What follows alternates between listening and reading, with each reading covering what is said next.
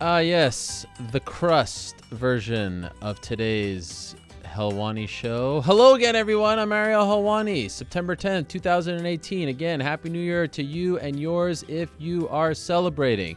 This is the crust version. If you like to eat your crust first, then you're probably listening to this first. You're probably enjoying this before the actual interview portion of the show. That's how we break it down these days.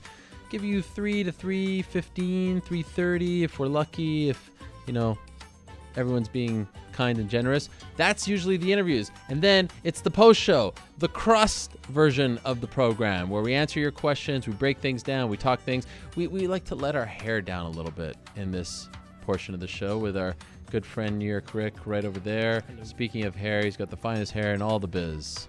I think that's Joining true. us once again in studio. How are you, sir? I'm doing well. How are you doing? I'm doing great. It's great to be here. It's great to be back from Dallas. Have you ever been to Dallas?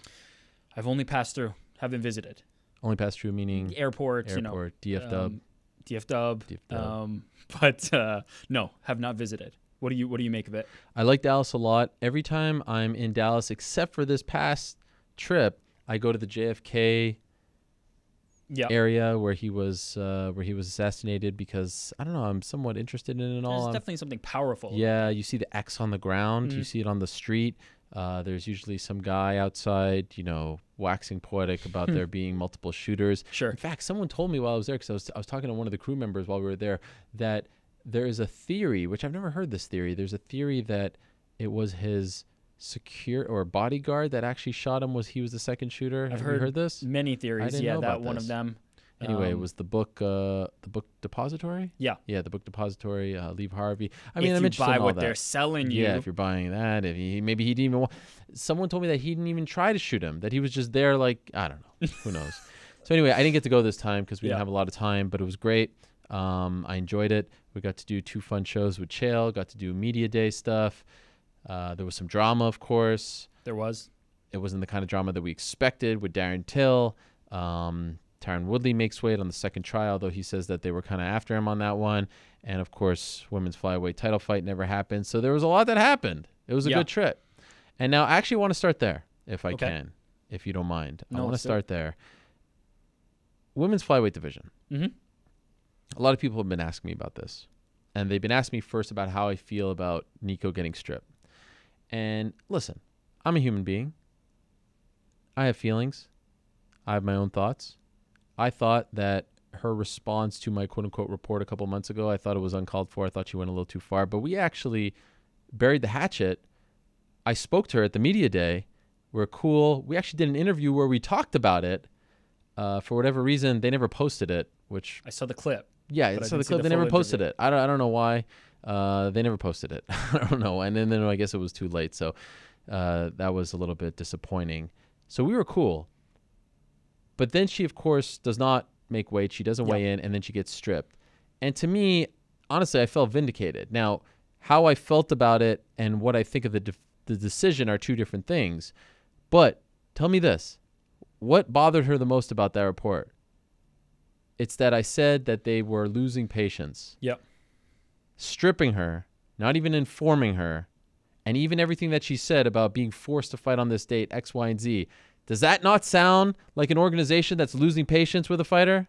It does. It sounds like they're trying to usher in the Valentina Shevchenko era. They tried to get her to fight earlier. Yeah. They couldn't. They tried to get her to fight on this date. She agreed to it. Then she withdrew for her reasons. And when she withdrew, they took it away, and that was it. And so to me, she never apologized. That's fine. Do I agree with the decision of stripping her and certainly not informing her? I think it's a little harsh because other fighters have been out for way longer than that and not been stripped. But if they truly had trouble getting her to fight, and that's what Valentina said, and that's what my other sources said, because, again, they tried to get her to fight in July, then, I think it is justified. She's the champ, and she failed to make weight. What's the repercussions? You got to get stripped. That's actually interesting because I think it's justified regardless of any of that, just for the simple fact that she was missing weight, essentially. We can essentially chalk it up this to that. This is unprecedented territory for the UFC. Max Holloway, kind of the same, concussion. but he never made it. Yeah, he never, or whatever symptoms. Right. He never made it to Friday. She made it to Friday. She was cutting weight and could no longer cut weight as the champion. So let's assume that everything had been going smoothly to that point. This fight happens as soon as she wins the flyweight belt. I still think that this was the proper decision. I still think that going along the weight cut and being unable to make championship weight for a championship fight as the champion, I think that is the right decision. I think that that's the decision that needs to be made in all these cases. If this were to happen again for a reigning champion, not having this back and forth with the UFC, I still think that that's ultimately the right decision. It's unfortunate that we have been going through all this, because then it continues a narrative that had already been established. But I think if you look at this objectively, that the right decision was made regardless of whatever was happening beforehand. But then when you add that to it, it looks different, and it makes it all. I think you actually have a stronger case for doing it, right? Absolutely. I mean, the idea of moving on from this and finally having now something to look forward to rather than to continue this is appealing. Is an appealing. The division has been a debacle since it started. You should never crown a champion off of a reality show. And you get this champion off of a fight that materialized in 24 hours because Sijara Eubanks missed weight. Right. And then you have this situation where they can't get her to fight, and then she misses weight. And so then I'll go to my tweet saying, let's get this division on track, and there's only one person to do it, because Joanna's a pro, Joanna's a draw, Joanna's a former champion, Joanna's someone who's successfully defended her belt multiple times, and they've already talked to her about going to 125. And with all due respect to all the people who are attacking me, you're not draws yet. Yeah. You're not selling pay-per-views. Joanna versus Valentina is a pay-per-view headliner, in my opinion. And there's a history there, and they fought 3 times in Muay Thai, etc. I was not trying to knock any of them. Sure. But I don't know what it is with me and the flyweights. They all come after me very quickly. It also stands to reason, based on that logic, that this would only help. If Joanna is the champion of that division, as you mentioned, she's a draw, she's a name, she's somebody that if they then got that opportunity to fight, it means a heck of a lot more than if they were to get the opportunity to fight for this now. Now, if they capture the belt and Joanna becomes a challenger, that's another story altogether. But I do think that this division has been off track a little bit, and it does need a fight that people care about, and there will be some stakes and magnitude to it, and Joanna definitely provides that. You book it? I would do Joanna versus Valentina. Yeah. It's a no-brainer. It's unfortunate for the people who are in the flyweight line, and I think I would not have had the same answer had Nico and Valentina fought. I would not have said the next fight is Joanna versus Valentina. I would have said the next challenger in line for flyweight, but I think this division needs it at this point, is why I'm with Joanna. It's a no-brainer.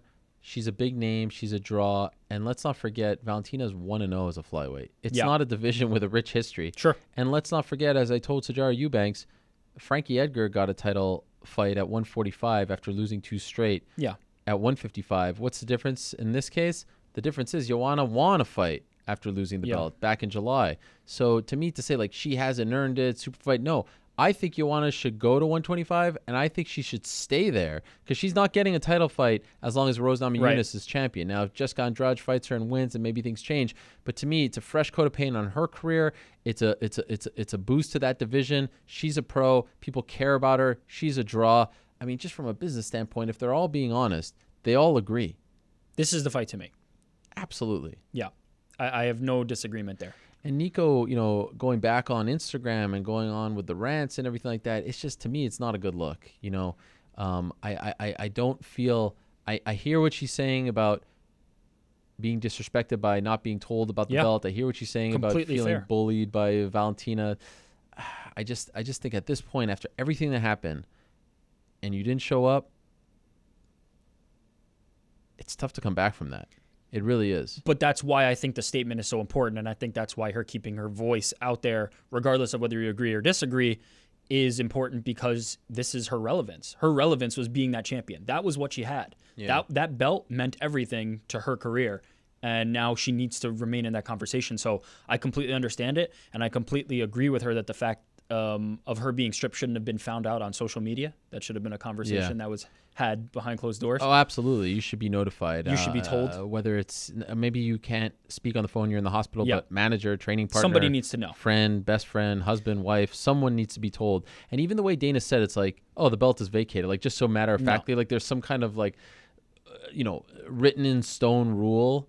This is unprecedented territory. I felt like she deserved a bit of he was very, matter of fact about it. There was no remorse. That's it. There was no remorse whatsoever. And also funny because he went on the UFC Filtered podcast, and hello to my friend Matt Serra, who told me he did not appreciate that I called it that, but I said I will continue to call it that as long as it's state-run audio listening. Every time they need a bump in the audio, they get Dana on to talk about me, which I appreciate. It's nice.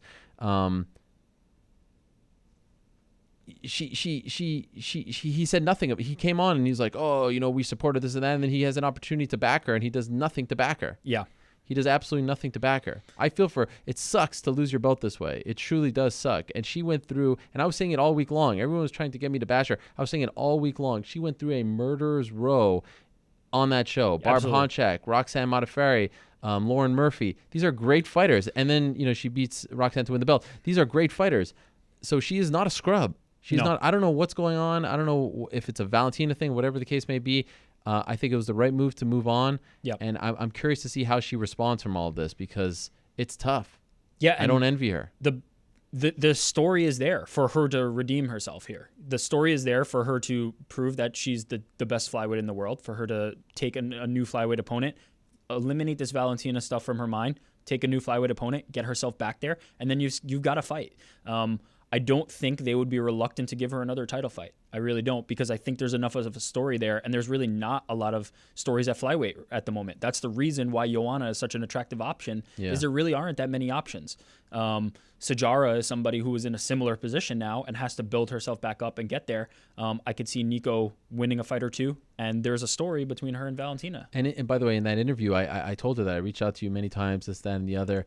I showed her my DM on Instagram. I showed her my text. Reached out to her for this to come on today, and what kind of annoyed me was that she didn't believe me. She's like, "Oh, I don't believe you." Oh, I'm like, you want to see it? Here it is. Yeah, I changed my number. Okay, well, how am I supposed to know that? And then I went to your teammates, and anyway, I'm over that whole thing. I'm glad it's over. I think they need to move on, do a vacant title fight, Valentina and Joanna. That's all there is to it. Now, how did you do as far as betting is concerned? Oh, we're jumping there. Okay. Yeah, that's where we're jumping. I didn't do so well. You didn't? Not so hot. Wow. The one I was the most confident in was Alex White over Jim Miller, and we saw how that went. Jim Miller absolutely obliterated him. I just thought Miller was shot. I thought he was too shot worn. I thought I was fading him really hard. It wasn't that I was particularly in love with Alex White, but botched it. Like, could not have botched it worse. Jim Miller obliterated him. Just mishandled, misread, bad bet. Like, you can't even defend it. The second bet I had, there were 4 total. Aljamain Sterling, thought he would outclass Cody Stamann. Yeah. Proved to be true. Yeah. That one, I was very off, and then I was very on. And then in the next one was the one that I took a little bit of risk on, but felt relatively confident. I picked Nico Price, and I picked Nico Price inside the distance.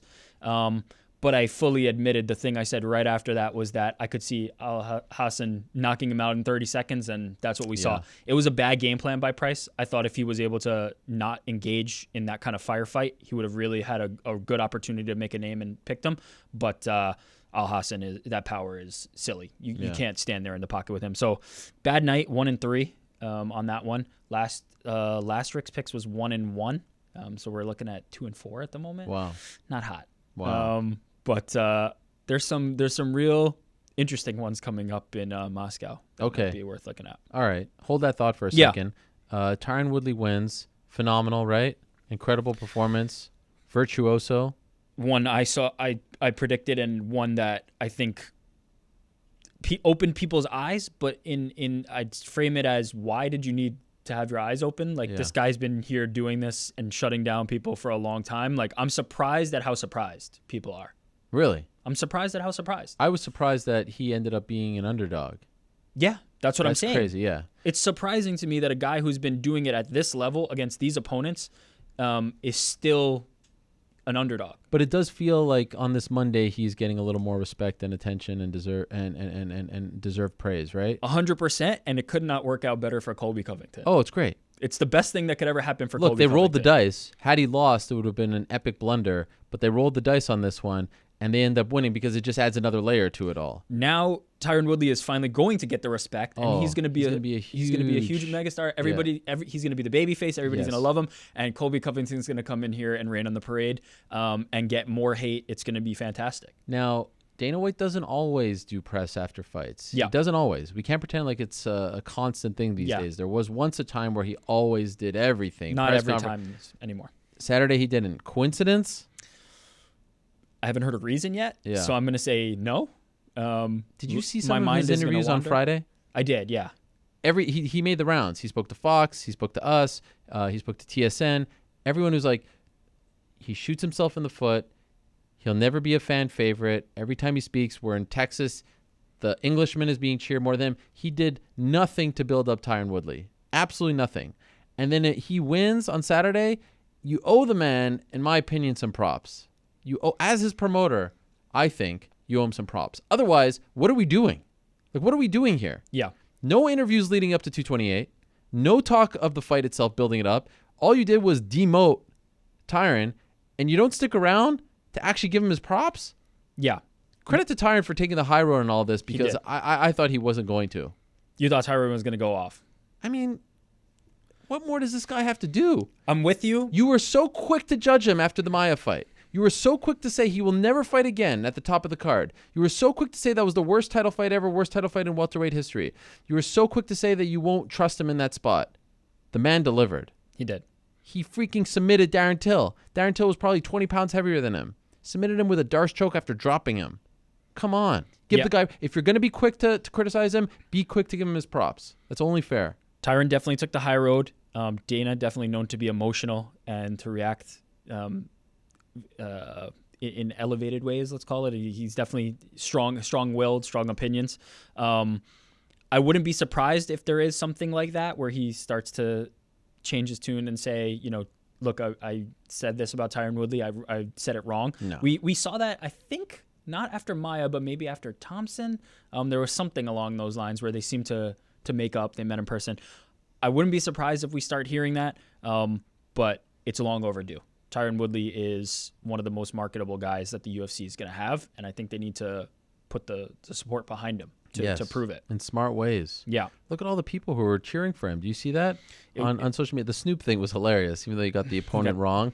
But like Snoop is talking about him. I saw Wiz Khalifa talking. Like there's actual difference makers. Yeah. People who are role models, who are megastars, talking about this man. He connects with them. Take a mulligan. We messed up to this point. Starting now, it's time to with push. This fight, I thought This Punk is on the the fight. show. I thought Punk on the show. I thought he nailed it, honestly, in his assessment of Colby. But like, Colby could pretend all he wants that he's not doing what he is doing. Yeah. There's a very clear story going into this fight. Yeah. And it's going to be very interesting to see how much the UFC plays on it and how much they move away from it, and if the media attaches themselves to it, and if they attach themselves to it. This could be uncharted territory for the sport. And that would be my one criticism for Tyron Woodley after a flawless performance, after a flawless walkout, post-fight, everything. Give us what we want. Call out Colby Covington. Give it to us. Don't no-sell it. Give me it.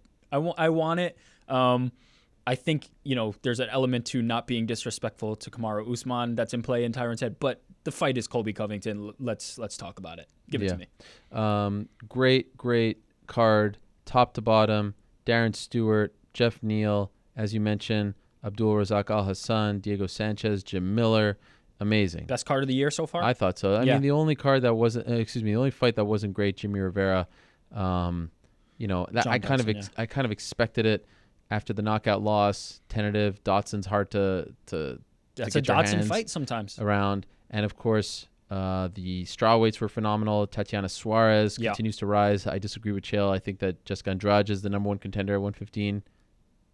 You disagree? I said she was number 2 last week, and you gave me a look like I had 3 heads. I don't remember that. Oh yeah, I said she's the best. I said she's the second best strawweight in the division, and you were like, "Well, what about Joanna?" I think that she poses problems for a lot of the strawweights. Yeah, Joanna excluded. I think that is a specific type of fight, but I think Andrade is the person that every other strawweight in that division does not want to see her number called.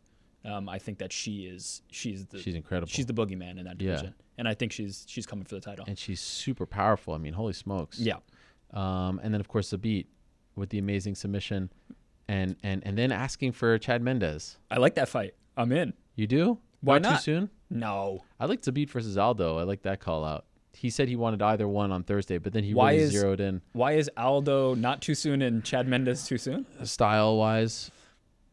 He's got a ground game. Yeah, I want to see it. Let's see it. I like that fight. I like Mendes versus Zabit. I want to see how he does do against that guy. Aldo, I think is too soon. I think Aldo's the type of guy that it might be, hey, former champion territory. Let's chill on that for a second. Let's pump the brakes.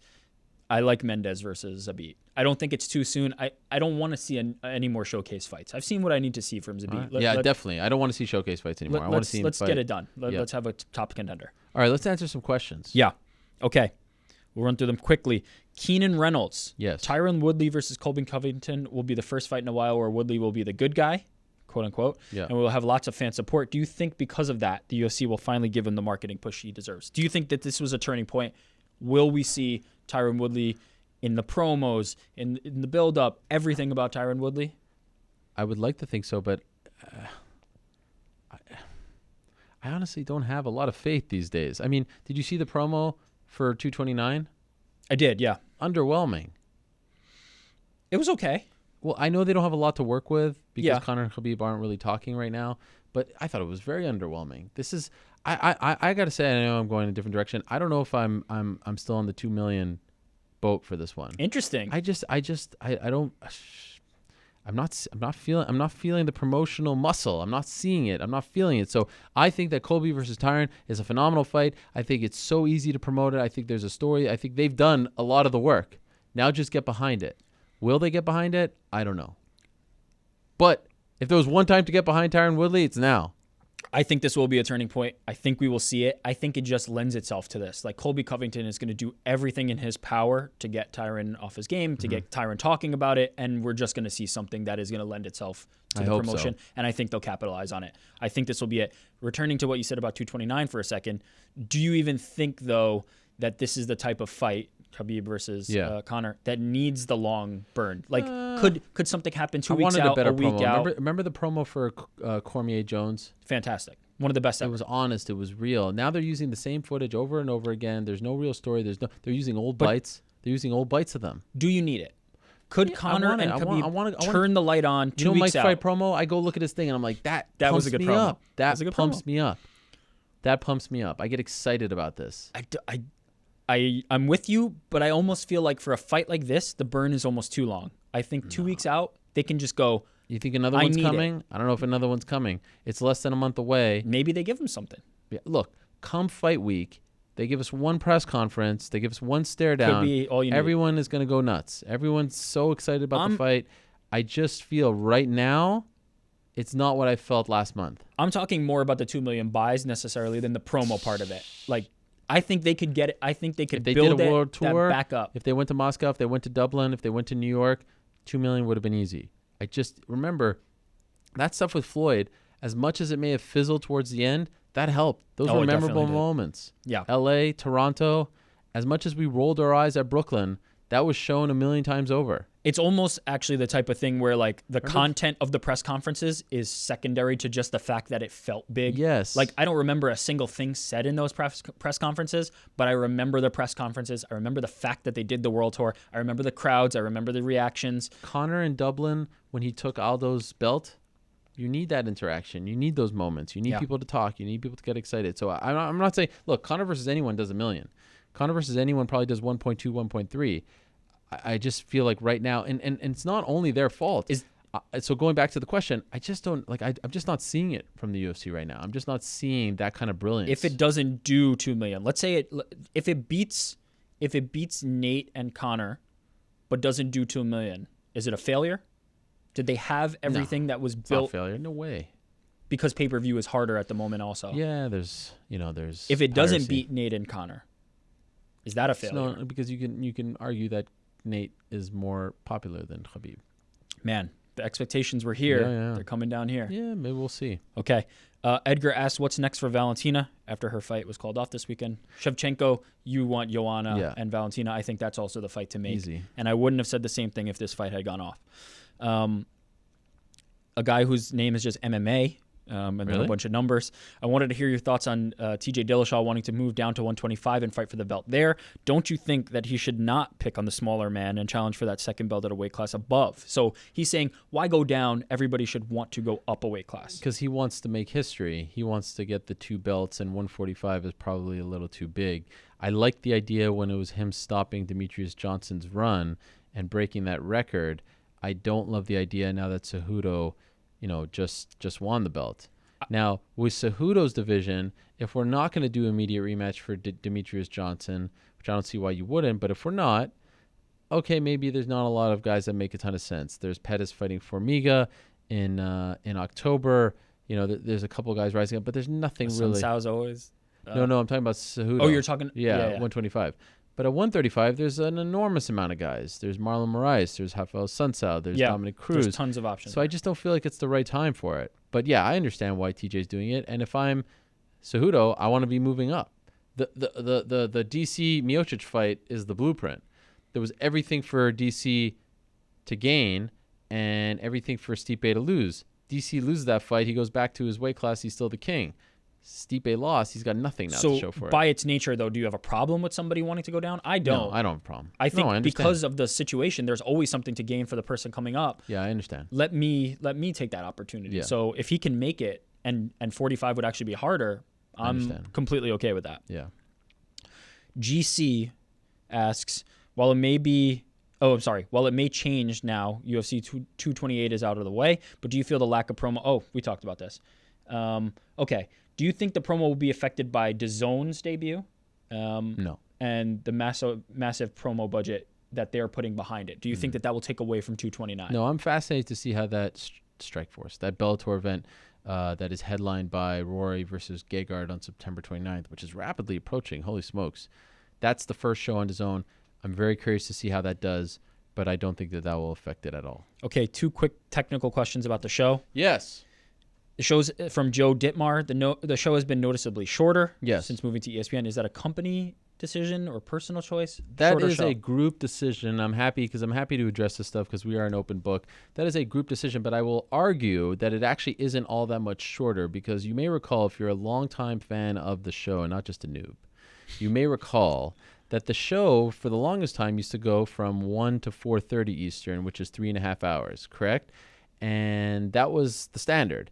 And then once we did a deal with Twitter, we added an extra hour, and then we kept going a little longer and longer, and that was kind of my fault because I kept adding guests, 15 guests, blah, blah, blah, blah. But that was the after hour, right? That was the extra hour. But the show itself was typically 1 to 4:30. Today, I think we wrapped at like 4:20. So it's the same show. And then if you add this show, which is usually 30 to 40 minutes, you're getting the same 4 hours. So towards the end, as I was super stacking the deck at MMA Fighting, it got a little longer. But it has always been, of course it started an hour and then it went to 2.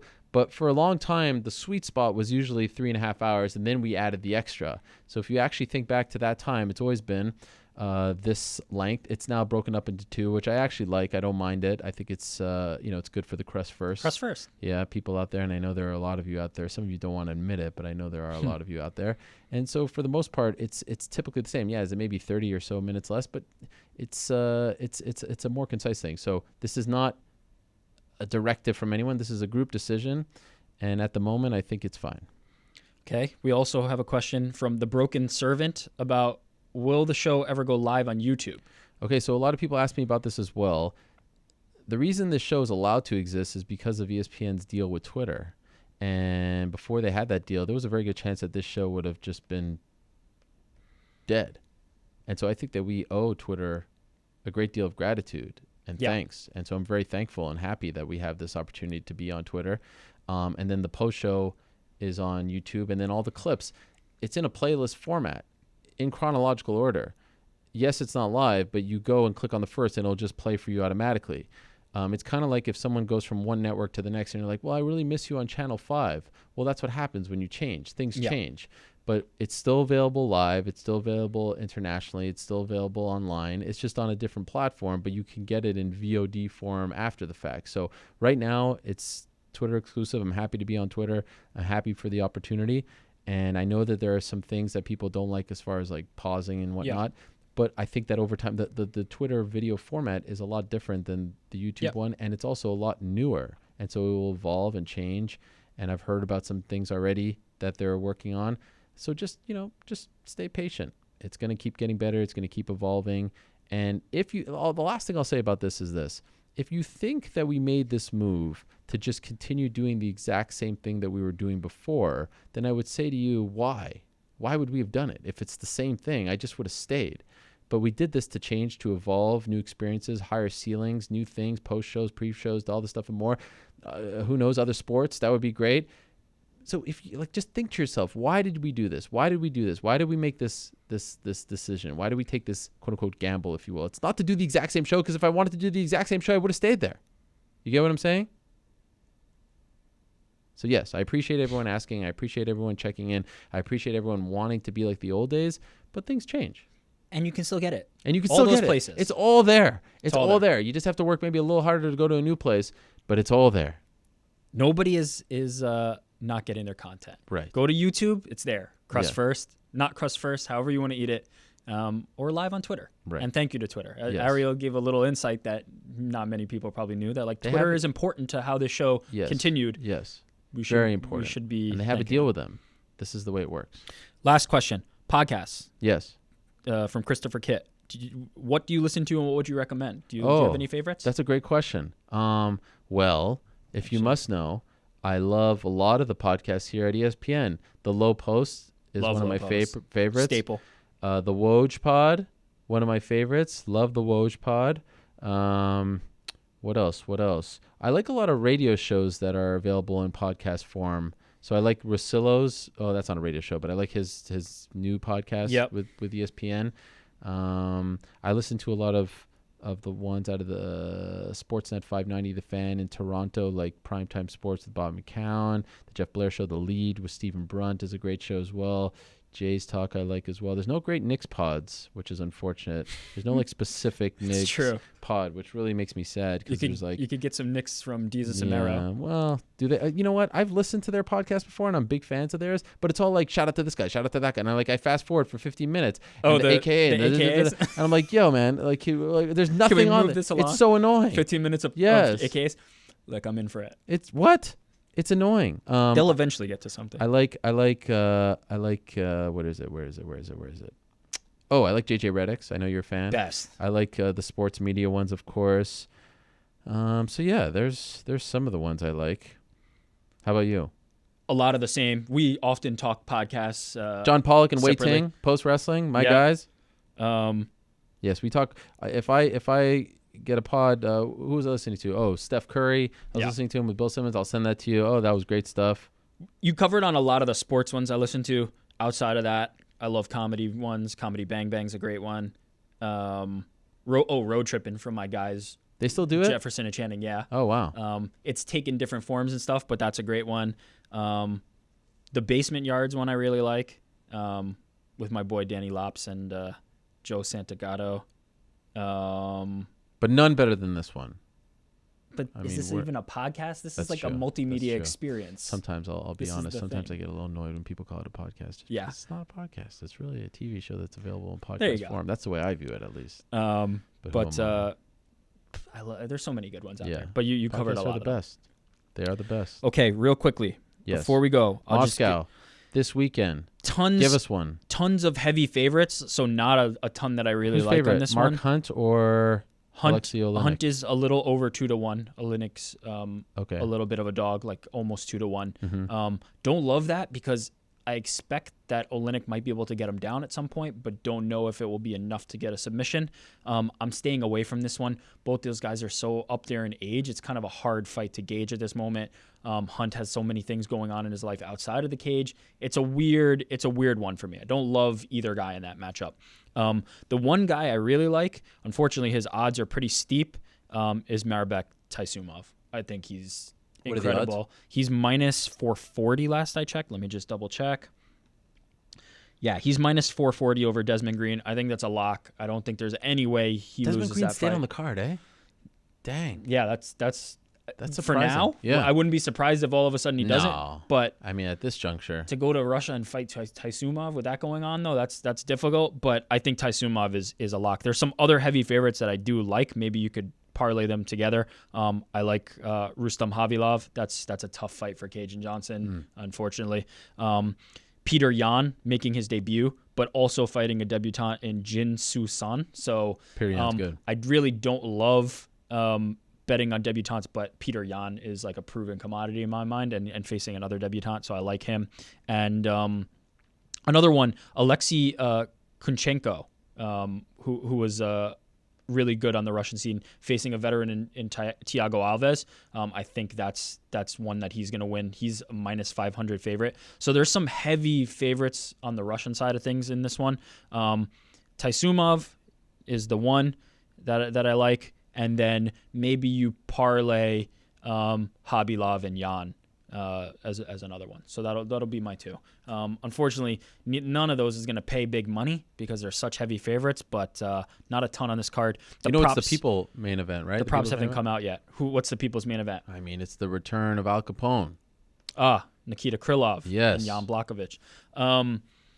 That's like a pick'em, right? It is I'm a looking pick'em. at it, yeah. Yeah, it is a pick'em. Minus 110 for both sides on that.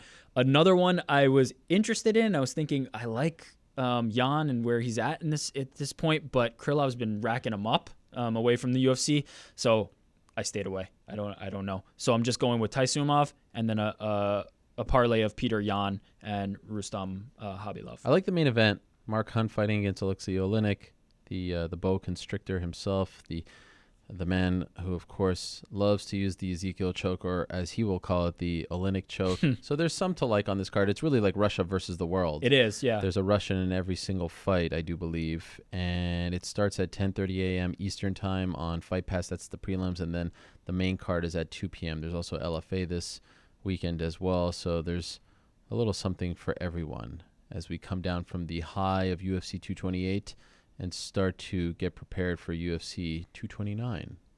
Other news this past week before we say goodbye, Holly Holm, I reported on Thursday, underwent knee surgery. She's hoping to return in early 2019. Antonina Shevchenko, the older sister of one Valentina Shevchenko, is making her UFC debut on November 30th against Ashley Evans-Smith. Eric Silva, remember him? Of course. He has signed with Bellator. He's fighting October 12th against Lorenz Larkin in their welterweight tournament alternate fight.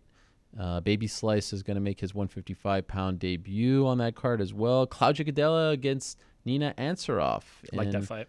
Toronto. That's a fun one. And how about Jessica Rose Clark against Andrea KGB Lee?